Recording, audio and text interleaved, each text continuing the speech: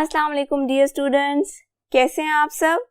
My name is Anam Rabbani and I am your teacher of social studies for grade 6। बच्चों, आज हमने शुरू करना है chapter number 17, that is the ancient invaders. तो चलिए शुरू करते हैं। बच्चों, सबसे पहले अब हम पढ़ेंगे आर्यंस के बारे में कि आर्यंस कौन थे और वो कहाँ से आए थे। 1500 BC, new race of people came to northwest of subcontinent called Aryans। यानी कि 1500 BC में, BC stands for before Christ, a new race of people came to northwest of subcontinent। यानी सबकॉन्टिनेंट का जो नॉर्थ वेस्ट वाला portion था, जो कि आप इस वक्त अपनी स्क्रीन पे देख सकते हो। अगर आपको ये नहीं पता कि सबकॉन्टिनेंट का नॉर्थ वेस्ट कौन सी लोकेशन बनती है, तो वहां पर आर्यंस आए and they invaded that area. उन इन्वेडर्स को बेसिकली हमने आर्यंस का नाम दिया। They were nomads wandering across vast grasslands of Central Asia. वो बेसिकली क्या थे? दे वर नोमैड्स। नोमैड्स क्या होते हैं? नोमैड्स हम ऐसे लोगों को कहते हैं जो किसी एक जगह नहीं रहते, बल्कि वो एक जगह से दूसरी जगह अपनी फैमिलीज समेत, अपने सामान समेत ट्रेवल करते रहते हैं। तो बेसिकली आर्यंस क्या थे? वो नोमैड्स थे जो कि vast grasslands of Central Asia के अक्रॉस फिर रहे थे। फियर्सर देन द द्राविडियंस। अब मैंने आपको बताया था कि मोहनजोदाड़ो में रहने वाले लोगों को हम क्या कहते हैं? द्राविडियंस। और मैंने आपको ये भी बताया था कि मोहनजोदाड़ो में रहने वाले लोग बहुत पुरअमन थे, वो बहुत आराम से रहते थे और ज़्यादातर लोग फार्मर्स थे, यानी कि किसान थे। लेकिन आर्यंस व फियर्सर देन द द्राविडियंस, यानी कि आर्यंस ऐसे नहीं थे, वो इतने पुरअमन नहीं थे। दे वर फियर्सर, यानी कि वो लड़ाकू थे, लड़ाई झगड़े करते थे, जंगें लड़ते थे।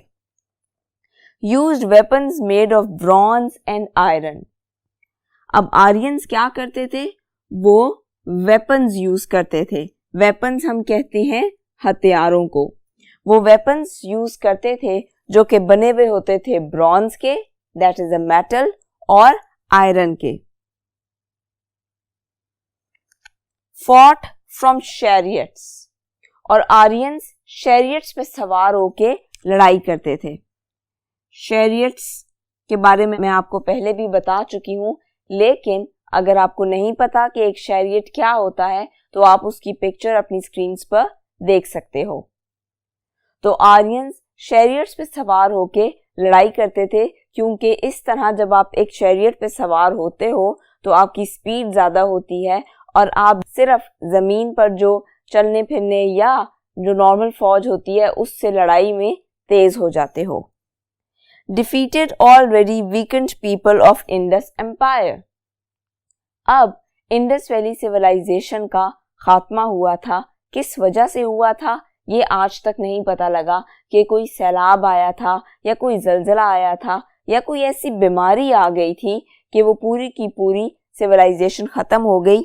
लेकिन क्योंकि वो ऑलरेडी वीक थे, तो जब आर्यंस ने उन पर हमला किया तो वो हार गए। वो ऑलरेडी थके हुए लोग थे, यानी कि जो द्राविडियंस थे, तो जब आर्यंस ने उन पर हमला किया तो वो हार गए। Some Dravidians were killed, made slaves, fled to other parts of subcontinent। अब जब आर्यंस ने द्राविडियंस पर हमला किया तो बहुत से द्राविडियंस तो मारे गए। जो बच गए उनमें से बहुत सौ को गुलाम बना लिया गया। स्लेव्स हम कहते हैं गुलामों को, तो उनमें से बहुत सौ को गुलाम बना लिया गया, और जो बाकी बच गए they fled to other parts of subcontinent, यानी कि वो वहां से भाग गए to the other parts of subcontinent. Similarity of Balochi language with Dravidian language.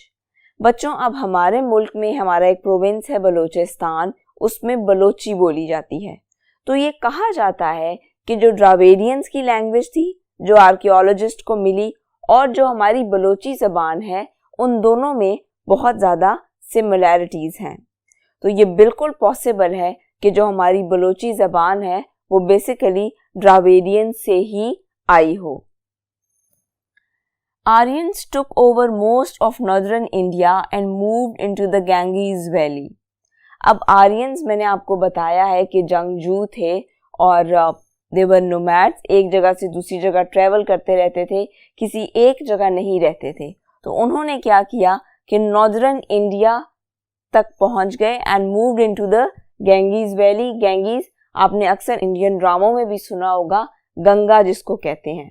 तो गंगा के पास की जो वैली थी दैट वाज गैंगीज वैली। तो आर्यंस वहां तक पहुंच गए। Settled to become farmers, fought among themselves for land. अब क्या हुआ कि आर्यंस वहां पे सेटल कर गए, यानी कि गंगा के करीब वो सेटल कर गए और आपस में ही उनकी बहुत सी लड़ाइयाँ होना शुरू हो गईं, क्योंकि वो फार्मर्स थे यानी कि किसान थे और लैंड के लिए यानी कि खेती बाड़ी के लिए जो जगह है उसके लिए उनके आपस में ही लड़ाइयाँ होना शुरू हो गईं। Aryans ancestors of modern Hindus. अब ये भी कहा जाता है कि Aryans he ancestors of modern Hindus हैं। एंसेस्टर्स हम कहते हैं आबाओ अजदाद को, यानी कि जो आपके बड़े हैं, आपके दादा, उनके दादा, ये चीज़ें होती हैं एंसेस्टर्स। तो ये माना जाता है कि जो मॉडर्न हिंदूज हैं उनके एंसेस्टर्स कौन थे? Right, Aryans. और ऐसा हम क्यों मानते हैं ये हम पढ़ेंगे आगे। एक्सटेंडेड अलोंग गैंगीज रिवर, और आर्यंस ने क्या किया कि गंगा के किनारे ही उन्होंने सेटलमेंट्स बनाना शुरू कर दी, वहीं पे रहना शुरू कर दिया। एक्सटेंडेड यानी कि उसी इलाके में एक्सटेंड करना शुरू कर दिया, अपने रहने के एरिया को बढ़ाना शुरू कर दिया। When settled, divided their people into 4 groups. अब जब वो गंगा के किनारे सेटल होना शुरू हो गए तो उन्होंने अपने लोगों को 4 ग्रुप्स में डिवाइड कर दिया। वो कौन से 4 ग्रुप्स थे? पहला ग्रुप था ब्राह्मण्स का। ब्राह्मण्स के ग्रुप में कौन से लोग आते थे? प्रीस्ट्स, यानी कि जो उनके रिलीजन से रिलेटेड सबसे ऊंचे लोग थे वो आते थे ब्राह्मण्स में। फिर कास्ट्रियाज यानी कि किंग्स, सोल्जर्स एंड लीडर्स। उसके बाद जो किंग्स थे, जो सोल्जर्स थे, सिपाही थे, और जो लीडर्स थे, रूलर्स थे, वो आते थे कास्ट्रियाज में। यानी कि सबसे पहले हमारे पास आ गए ब्राह्मण्स जो कि प्रीस्ट थे, उसके बाद कास्ट्रियाज जो कि किंग्स, सोल्जर्स एंड लीडर्स थे। Then Vaishyas, craftsman, officials and merchants. उसके बाद जो क्राफ्ट्समैन, ऑफिशियल्स और मर्चेंट्स थे वो कौन से कैटेगरी में आते थे? वेश्यास में। और फिर सबसे एंड पे शूद्रास, उसमें आ जाते थे सर्वेंट्स, लेबरर्स और ऑर्डिनरी वर्कर्स जो काम करने वाले थे। बच्चों, अब इस पूरे सिस्टम में जो सबसे ऊपर था यानी कि ब्राह्मण्स, उनकी सबसे ज्यादा इज्जत की जाती थी, उन्हें सबसे ज्यादा अच्छा समझा जाता था, इज्जत के काबिल समझा जाता था। उसके बाद कास्ट्रियास को इज्जत सबसे ज्यादा दी जाती थी, और उसके बाद वेश्यास एंड देन शूद्रास। यानी कि जो जो कैटेगरी आती जाती थी उसी हिसाब से आपकी इज्जत में भी कमी आती जाती थी। अगर सबसे ऊपर ब्राह्मण्स हैं तो सबसे ज्यादा इंपॉर्टेंट वो हैं, फिर कास्ट्रियास, वेश्यास एंड शूद्रास। तो सबसे कम इज्जत किसको दी जाती थी? शूद्रास को। बिलो 4 कास्ट वर आउटकास्ट। अब जो लोग इन 4 कास्ट में भी नहीं फिट आते थे, इन 4 कास्ट से भी बिलोंग नहीं करते थे, उनको समझा जाता था आउटकास्ट, यानी कि उनको किसी कास्ट का समझा ही नहीं जाता था। They had to live outside villages, और उन्हें नॉर्मल लाइफ गुजारने की भी इजाजत नहीं थी। उन्हें ये इजाजत नहीं थी कि वो लोगों के साथ गांव में रह सकें, बल्कि उन्हें गांव से बाहर रहना पड़ता था। Made to do the worst work like killing animals, और उन्हें सबसे फजूल या कह लें गंदा काम करने के लिए दिया जाता था, जैसे कि कूड़ा करकट उठाना या जानवरों को मारना। अब जानवरों को मारना एक आम बात है, हमारे यहाँ इसको गंदा काम नहीं समझा जाता, लेकिन आर्यंस में इसको ऐसा समझा जाता था, क्योंकि उन्हें लगता था कि अगर आपके हाथ पर या आपके कपड़ों पर या आपके जिस्म पर किसी जानवर का खून लग गया है तो ये बहुत बुरी बात है from religious point of view. बच्चों, अगर आप आज भी देखो तो हिंदुओं में जानवरों को ज़बह करना या उन्हें मारना और उनका गोश्त खाना ये चीज़ अच्छी नहीं समझी जाती, बल्कि अक्सर आप न्यूज़ में देखते हो कि इंडिया में वो कुछ मुसलमानों को मारते पीटते हैं अगर वहाँ पे गाय ज़बह की जाती है या भैंस ज़बह की जाती है, क्योंकि वो इन चीज़ों को बहुत पाक मानते हैं। वहाँ पे बहुत से लोग ऐसे हैं जो कि गोश्त खाते ही नहीं हैं, वो सिर्फ वेजिटेबल्स खाते हैं या दालें खाते हैं। उन्हें लगता है कि गोश्त खाना बहुत ही बुरी बात है।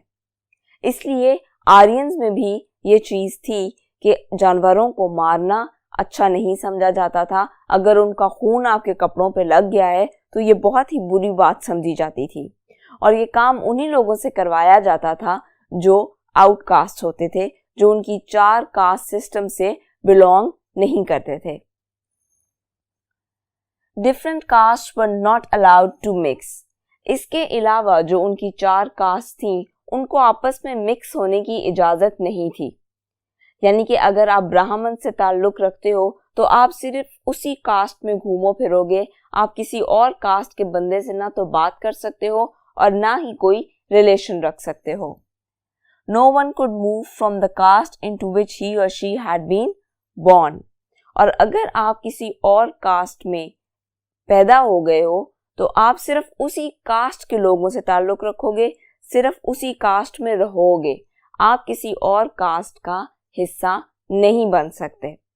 अगर आप ब्राह्मण्स में पैदा हुए हो तो आप बस उसी कास्ट का हिस्सा हो, फिर आप किसी और कास्ट की तरफ नहीं जा सकते, आप किसी और कास्ट को चेंज नहीं कर सकते। At first Aryans worshipped signs of nature।